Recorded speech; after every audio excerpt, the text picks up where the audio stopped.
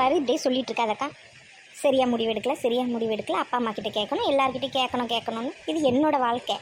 எனக்கு தெரியாதா அந்த வீட்டில் நிம்மதியாக இருக்க முடியுமா, நிம்மதியாக இருக்க முடியாதான்னு? குடும்பம்னா அப்படிதான் இருக்கும். அதுக்கு இப்படி எல்லாம் தனியாக போயிடாத, கொஞ்ச நாள் இரு. அவையிலே வந்து கூப்பிடுவாங்க. அவசரப்பட்டு எதுவும் முடிவெடுக்காத. பிள்ளை இருக்கு, நாளைக்கு அதுதான் பாதிக்கும்.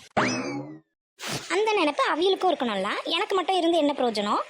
நீ என்ன மட்டும் இருக்க சொல்றா? போட்டி போட்டுட்டா இருப்பியே குடும்பத்தில். நம்ம அப்பா அம்மா கிட்ட இருந்து அம்மாலாம் ஒன்று சொல்றது இல்லையா, அதை மாதிரி தான் மாமியா கறி சொல்கிறேன் நினச்சிட்டு போங்க. அப்பதான் குடும்பம் நடத்த முடியும். நீ சும்மா அந்த பொம்பளைய நம்ம அம்மா கூட ஒப்பிடாத. நம்ம அம்மா என்ன நான் பூ வச்சு அளவா செய்வாத? பெத்த பிள்ளைக்கு பூ வச்சு அழகு பார்க்கணுன்னு தான் எல்லா தாயும் நினைப்பாத. ஆனால் என் மாமியார் அப்படி கிடையாது, தெரிஞ்சுக்க. நான் பூ வச்சாலே அதுக்கு தகுந்த அளவாக பூவைத்தான்னு சொல்லிட்டு அதால் வைக்க முடியாதுன்னு அதை எடுத்து என் மாமனார் ஃபோட்டோக்கு போடும். தெரிஞ்சுக்க, ஒரு பூக்கே இந்த கெதின்னா அந்த வீட்டில் என்னென்ன நடக்கும்னு நினச்சி பாரு. நீ அனுபவிக்கிற எனக்கு தான் தெரியும், உனக்கு தெரியாது. இவ்வளோ நாள் நான் அந்த வீட்டில் குப்பை கொட்டினதே நான் செஞ்ச பெரிய தப்பு. ஒரே ஒரு தப்பு பண்ணியாச்சு. ஒரே ஒரு என்னடா காலையில் வந்து இறங்கினேன், அதை அவருக்கு ஃபோன் பண்ணி சொல்லலையான்னு உடனே அம்மா கூட கோவத்தில் அப்படி போயிட்டாரே கிளம்பி விட்டுட்டு. அப்போ இவ்வளோ நாள் நான் அந்த வீட்டில் என்னென்னலாம் அனுபவிச்சிருக்கேன். அப்போ என் புத்தி என்னத்தால் அடிக்கணும்னு சொல்லு. இவ்வளோ நாள் நான் எதுக்கு பொறுமையாக எல்லாத்தையும் அனுசரித்து போனேன்? நம்ம குடும்பம், நம்ம மாமியார், நம்ம புருஷனுக்கோசம் தான் எல்லாத்தையும் அட்ஜஸ்ட் பண்ணிட்டு கிடந்தேன் அந்த வீட்டில். அந்த அப்படி அட்ஜஸ்ட் பண்ணி ஒரு பிரயோஜனமே இல்லையே. அவர் பாட்டுக்கு போயிட்டார். ஒரு ஃபோன், ஒரு வார்த்தை. என்னாலலாம் இனிமேல் அந்த வீட்டுக்கு போக முடியாதுக்கா. இப்போ சொல்கிறது தான். இனி நான் தனி கொடுத்தனும் தான் போவேன் பார்த்துக்க. நானும் அவரே வந்து என்னை கூப்பிட வந்தாலும் தனி கொடுத்தனும் தான். ஒன்றா போகிறதுக்கு வாய்ப்பே இல்லை. சரியா சொன்னேன். இப்போ தான் நீ நல்ல முடிவு எடுத்திருக்குதோ. சூப்பர், சபாஷ். இதில் இருந்து நீ திரும்ப மாறிடாதே, அவ்வளோதான் நான் சொல்லும்.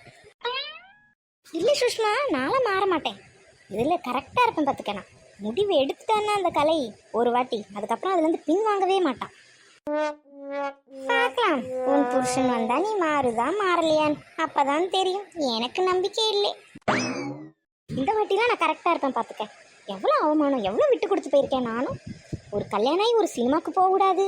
சினிமாவுக்கு போனோன்னா தண்ணி வரும், என்னால் தண்ணி பிடிக்க முடியாது, எனக்கு கை வலிக்கு மயக்கமாக இருக்குது, நான் அந்தால கிடக்கேன், இப்படியெல்லாம் சொல்லி நான் ஒரு சந்தோஷத்தை கூட அனுபவிக்கல தெரியுமா அந்த வீட்டில். நானும் எவ்வளோ பொறுத்து போயிருக்கேன்.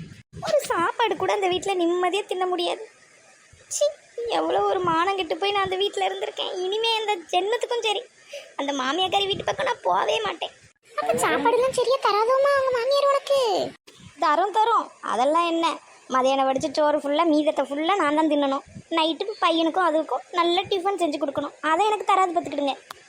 எங்கேயாவது ஒரு வீட்டுக்கு போகணுன்னு தெரிஞ்சால் போதும், மதியானம் சோறே செய்யாமல் 1 மணி 2 மணிக்கு தான் எந்த கூட்டிகிட்டு போவாங்க சோறு தின்னு அடுத்த வீட்டுக்கு. எனக்குலாம் அந்த மாதிரி அடுத்த வீட்டில் போய் சோறு தின்னு பழக்கமே இல்லை. என்னைக்கு கல்யாணம் கட்டி இது வீட்டுக்கு வந்துடும், மதியானம் சோத்துக்கு வீடு வீடாக போக வேண்டியதாயிட்டு. ஏன் இப்படி சொல்லிட்டு இருக்கா? நிஜமாவா சொல்கிறா? பின்ன என்ன பொய்யா நான் சொல்லிட்டு இருக்கேன்? எக்கா யார் வீட்டுக்காச்சும் போனால் அது அப்படிதான்க்கா, சோறு பொங்காத நீரும். எனக்கு பசி தாங்க முடியாது. அவைய பையன் வந்து 1 மணி 2 மணிக்கு தான் கூட்டிகிட்டு போவார் பார்த்துக்க. அங்கே போய் சோறு தின்ற நேரத்துக்கு போய் என்ன வெக்கமாக இருக்கும் தெரியுமா? அது சோறை செஞ்சு சாப்பிட்டுட்டு தான் போனான்னா வீட்டில் போகிறது 2 மணி, சாப்பிட்டுட்டு தான் போகலாமே. அது வீடு சுத்தமாக இருக்கணுமா, அடுப்பெல்லாம் தொடச்சி வச்சுட்டு எல்லா பாத்திரத்தையும் விளக்கி கழுவி கவுத்தி வச்சுட்டு போவோங்க்கா. இந்த கொடுமையெல்லாம் ஏக்கி எவ்வளோ கொடுமை தெரியுமா அந்த வீட்டில். இன்னும் என்னென்னமோ இருக்கு, சொல்லிக்கிட்டே போகலாம்.